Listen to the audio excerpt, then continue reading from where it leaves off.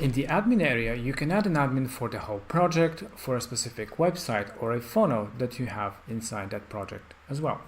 So by clicking on add an admin, you can see that you can add different access. By default, it will be selected to give access to the whole project. So they'll get access to all the websites and funnels, if you have multiple, inside this specific project, to add an admin, a contributor, or maybe if you're building for somebody else, a customer to their website or project.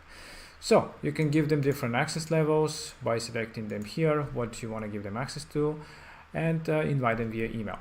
So they will receive an email from you about the invitation.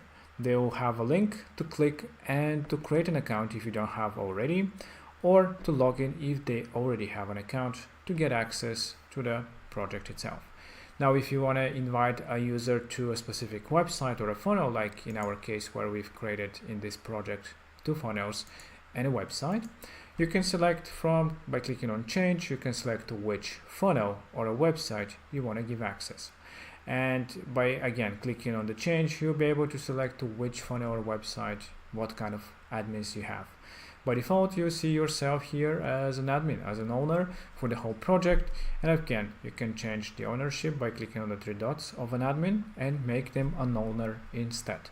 So this is how easy it is to add an admin to the website, to a funnel, to a whole project, and give them different access levels and invite them via email.